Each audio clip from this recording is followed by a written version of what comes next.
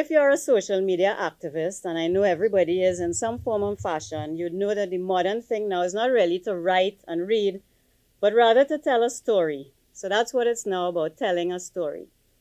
So I'm going to tell you a little bit of a story which will guide you through the genesis of EMATT before we actually get into what EMATT is about, etc. Could someone do the slides? Thank you. Okay, so this is the beginning of my journey in emergency management, which was so profound, so traumatic, and so much so that very inspirational in me moving from a medical rep for 14 years to venturing into emergency management, which is something that I knew nothing about. It was Tropical Storm Emily in 2005, headed for our Twin Island state. And at the very last minute, we all were stuck on the highway, no phone calls, telephone lines jammed on the highway, could not move. My two children were in separate places, my husband in the next, and I felt completely hopeless. That experience led to many things in my life, and so I began my journey with my business in emergency management. But throughout my journey as an emergency management entrepreneur, there were many different, of course, activities I would have embarked on that showed me clearly over my 15 years that there were a lot of gaps in the system, things that lacked, things that I felt hopeless about, and things that I felt I needed to get up and try to fix, because I could not continue to work in a space and try to function in a space that could not function to the best of its ability. So I could not sit back anymore. One of the experiences or activities was bringing some consultants here in 2012, hosting an emergency operations center course.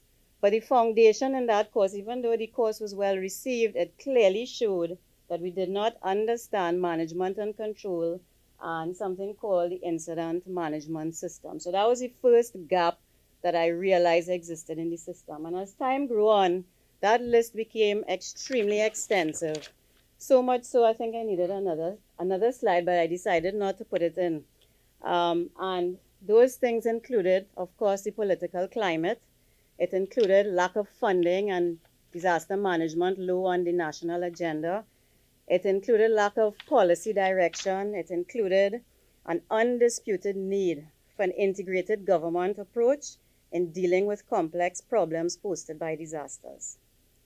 The grand finale for me and the revelation came at my flood early warning symposium again in 2014, where we had a number of emergency support functions and stakeholders in the room. And after we discussed the topic of the day, the end results, and I've quoted the minutes of that meeting. Mr. Alan Stewart was in that meeting at the time. And next slide, please.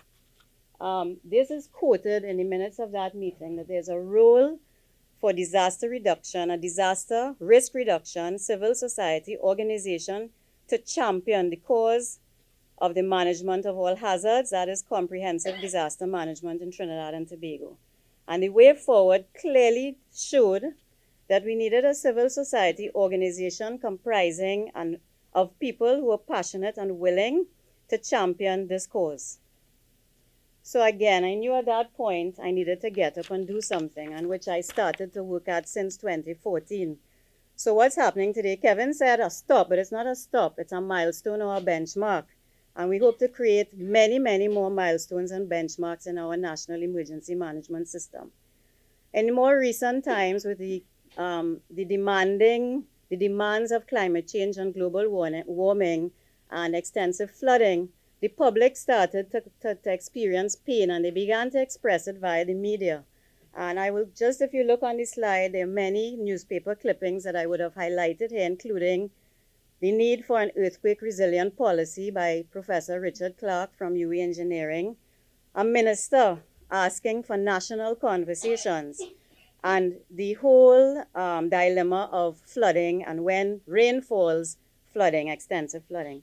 But the last one is extremely, extremely profound, and it says here that someone has been advocating for or asking for the last 9 years to take action about building codes, etc. So I knew after all of this, after the last 15 years, after the revelation in 2014, and hearing the public pain, that we were on the right track.